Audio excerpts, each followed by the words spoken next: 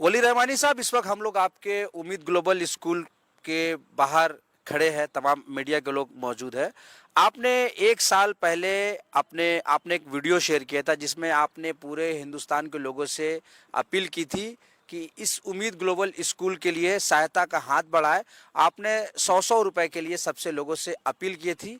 लोगों ने भी भरपूर आपको आशीर्वाद दिया था, अपनी मोहब्बतों से नवाजा था, और जिसका रिजल्ट ये है कि एक साल के अंदर आपने एक बहुत बड़ी, एक नहीं बल्कि दो आलीशान इमारतें बना ली है।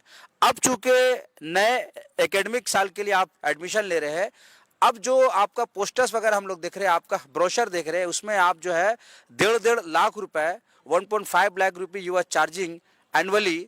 तो सवाल ये है कि जो गरीब का बच्चा है, आप जो गरीब का बच्चा है जिसके लिए आपने लोगों से 100-100 रुपये मांगा था, वो 1.5 लाख रुपया कहाँ से अफोर्ड कर पाएगा?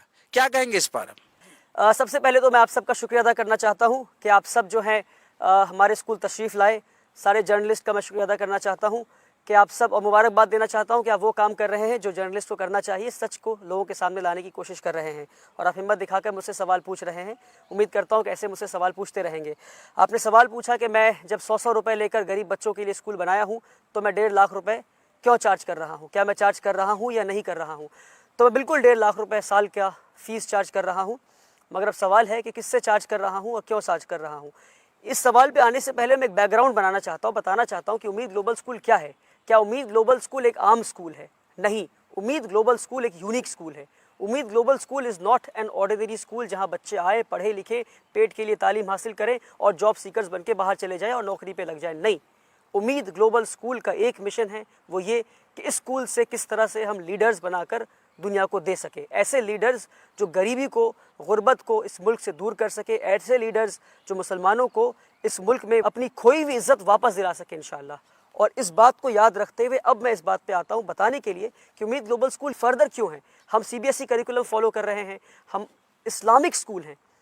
ऐसा स्कूल जो कुरान भी पढ़ाता है, जो दीनियात भी पढ़ाता है, जो हदीस भी पढ़ाता है, जो साइंस भी पढ़ाता है, जो हिस्ट्री और ज्योग्राफी और फिज़िक्स और केमिस्ट्री साथ में पढ़ाता है। एक ऐसा स्कूल है हम। और आपको जानकर हैरानी होगी कि हमारे यहाँ हम स्टेम एडुकेशन दे रहे हैं, यानी साइंस, टेक्नोलॉजी, इंजीनियरिंग और मैथमेटिक्स का। और हमारे स्टेम एडुकेशन की वजह से वर्ल्ड ट्रेड सेंटर पुणे, जो कि वर्ल्ड ट्रेड सेंटर न्यूयॉर्क की एक फ्रेंचाइजी इंडिया में है, उन्होंने हमें सर्टिफिकेशन दिया है कि हमारे curriculum is at par with international curriculum. यानी वर्ल्ड ट्रेड सेंटर पुणे, जो न्यूयॉर्क का एक फ्रेंचाइजी इंडिया में है, उन्होंने हमें सर्टिफिकेशन दिया है कि उम्मीद ग्लोबल स्कूल, और वो सर्टिफिकेट आप चाहे तो प्रेस रिलीज़ के बाद आपको दे सकता हूँ और आप लोग इसको पब्लिश कर सकते हैं कि उन्होंने सर्टिफाई किया है कि हमारा स्कूल का करिकुलम इंटरनेशनल करिकुलम के एट पार है। अल्हम्दुलिल्लाह रब्बिल आलमीन। इसके साथ साथ एक यूनिक काम जो स्कूल में कर रहे हैं, जो पूरे इंडिया में शायद ही किसी स्कूल में, वो ये कि हमारे पास एक तरबियती निज़ाम है और हर बच्चा मेरे ज़ेरे निगरानी इस बच्चे की तरबियत हो रही है। एक अमेजिंग तरबियती निज़ाम हमारे यहाँ है। ऐसा तरबियती निज़ाम जहाँ बच्चे तहज्जुद के लिए उठते हैं। आप यकीन नहीं करेंगे, कई बच्चे हमारे तहज्जुद के लिए उठते हैं।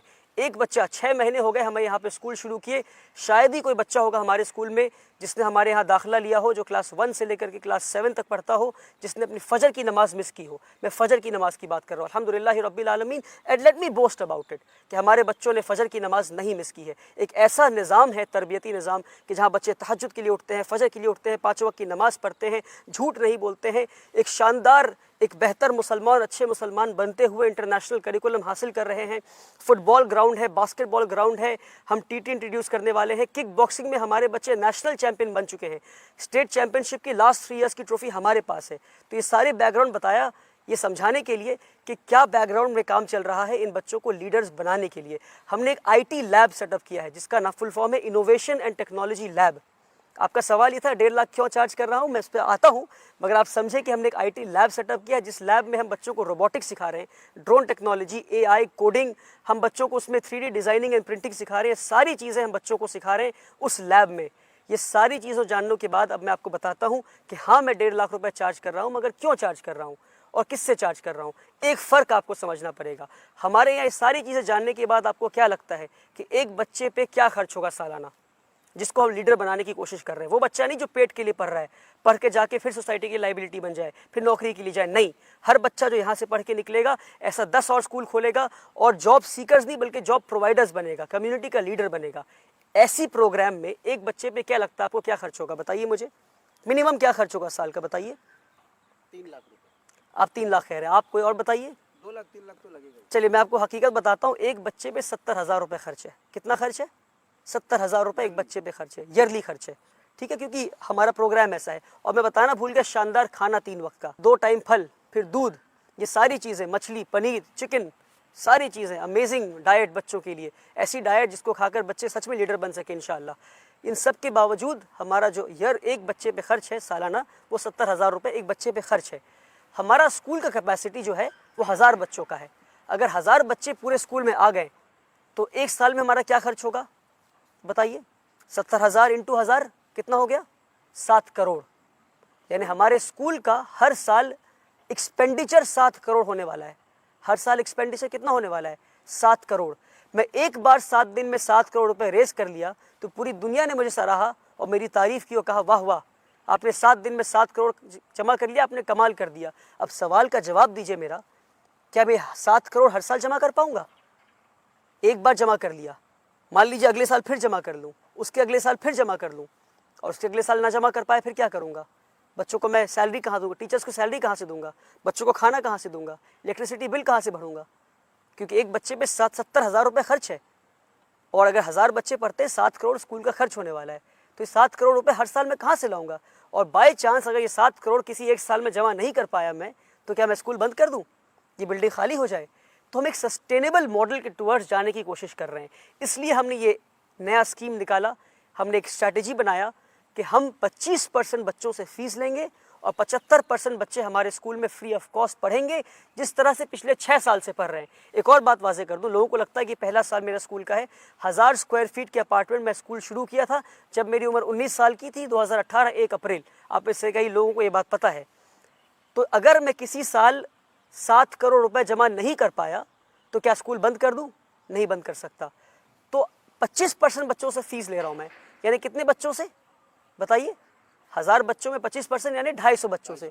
250 बच्चों से 70,000 रुपये फीस लेता हूं, कितना हो गया बताइए? अगर 250 बच्चे 1.5 लाख रुपए फीस दे रहे हैं तो कितना हो गया? 3 करोड़ 75 लाख। खर्च कितना है हमारा? 7 करोड़। फीस के बाद कितना आया? 3 करोड़ 75 लाख। बाकी बचे हुए पैसे कहाँ से लाऊंगा? उसके लिए फिर मुझे हाथ फैलाना पड़ेगा, फिर भीख मांगना पड़ेगा। तो हमारी कोशिश है कि एक साल आहिस्ता आहिस्ता हम सस्टेनेबिलिटी के टुवर्ड्स हम जाएं इंशाल्लाह। तो ये रीज़न है कि हम 25% बच्चों से फीस ले रहे हैं। वो बच्चे तो दे सकते हैं, यानी एक बच्चा जो 1.5 लाख रुपए फीस दे रहा है, यानी वो एक बच्चा अपना खर्च दे रहा है और उसके साथ साथ एक और बच्चे का खर्च दे रहा है। तो कितना अमेजिंग और ब्यूटीफुल मॉडल है कि सोसाइटी के अच्छे घर के बच्चे भी हमारे आके पढ़ सकते हैं। और अब यकीन माने कितना सुनहरा हमारे यहाँ नज़ारा होता है जब एक करोड़पति बैठा होता है कुर्सी पे पेरेंट्स टीचर्स मीट में, उसके बगल में एक रिक्शा वाला बैठा होता है। जब एक करोड़पति बैठा होता है हमारे बगल में और उसी के बगल में उसके घर वाली काम वाली बाई बैठी हो या उसी का ड्राइवर बैठा हो। ये हम कहना चाह रहे हैं कि हमारा जो मिशन है कि education of the rich for the poor, कि एडुकेशन जो अमीरों की तालीम है गरीबों को फराहम करें। हम किस तरह से अमीरों की तालीम हम गरीबों को फराहम करें, ये हमारी कोशिश है कि किस तरह से एक ही मालिक और एक ही ड्राइवर का बच्चा एक ही स्कूल में आके पढ़ सके। ड्राइवर का बच्चा फ्री ऑफ कॉस्ट पढ़ सके और मालिक का बच्चा 1.5 लाख रुपए फीस देकर पढ़ सके। तो इसलिए हम 1.5 लाख रुपए फीस ले रहे हैं। उम्मीद करता हूँ कि आप के सवाल का मैं जवाब दे पाया। दूसरा सवाल वली रहमानी साहब ये है कि जिस तरह से स्कूल यहाँ कामयाबी से चल रहा है, सैलरी क्या आप यहाँ से सैलरी लेते हैं तो कितना लेते हैं? आपने पूछा कि जिस तरह से स्कूल चल रहा है क्या मैं सैलरी लेता हूँ। मैं पिछले 6 साल में सैलरी नहीं लिया हूँ और मेरी आगे भी नियत नहीं है कि मैं सैलरी लूँ। इसलिए नहीं क्योंकि सैलरी लेना गलत है, बल्कि सैलरी लेना चाहिए मुझे, अच्छी सैलरी लेना चाहिए मुझे, बल्कि इसलिए क्योंकि मैं एक अच्छे वेल टू डू फैमिली से आता हूँ। My father is a businessman, he is established businessman, और मुझे पैसों की ज़रूरत नहीं है। My father takes care of my bills, he pays off all my bills. और मेरे वालिद साहब की तरफ से हुक्म है कि मैं सैलरी ना लूँ। मगर हाँ, अगर आप कहेंगे तो मैं अपना अपॉइंटमेंट लेटर दिखा सकता हूँ। मैं भी एक स्कूल का एक एम्प्लॉय हूँ। I am acting in the capacity of the school secretary. मैं अपना अपॉइंटमेंट लेटर दिखाऊंगा जिसमें लिखा है कि मेरी सैलरी 70,000 रुपये है और ये लिखा है मेरे अपॉइंटमेंट में कि मेरी मर्ज़ी से ये सैलरी मैं ड्रॉ नहीं करूँगा। और हमने ये सिस्टम इसलिए बनाया है ताकि मेरे बाद कोई और बैठे जिसे पैसे की ज़रूरत हो इस कुर्सी पर, वो सैलरी ड्रॉ कर सके। वली साहब, मेरा सवाल ये है कि आपको इस स्कूल में जाहिर सी बात है कई ऐसे लोग हैं जिन्होंने आपका सपोर्ट किया, आपके डोनर है, आपके वेल विशर है, लेकिन एक बात ये भी सुनने में आ रही है कि जो डोनर्स है वो लोग भी किसी बच्चे को, किसी स्टूडेंट को रिकमेंड करते हैं आपके पास कि उसको स्कूल में दाखिला ले लिया जाए, उनको एडमिशन लिया जाए, उनको भी उनकी भी रिकमेंडेशन को आप नहीं मान रहे। रिजेक्ट कर देता हूँ। What is the reason? इसमें रीज़न ये है कि स्कूल जो हमारा पर्सन ओरिएंटेड नहीं है। स्कूल मुझसे नहीं चलता, मैं स्कूल नहीं चलाता, स्कूल चलाता सिस्टम है और मैं भी सिस्टम के मातहत हूँ। मैं सुनूंगा, सिस्टम की सुनूंगा, और हमने एक सिस्टम बनाया है, सिस्टम के तहत एडमिशन होना है। और डोनर्स जिसने 100 रुपये दिया, जिसने 1 करोड़ रुपए या जिसने 10 करोड़ रुपए दिया, मुझे इंशाल्लाह आगे आने वाले वक्त में ऐसे भी डोनर्स होने वाले, इंशाल्लाह मुझे अल्लाह की ज़ात से उम्मीद है।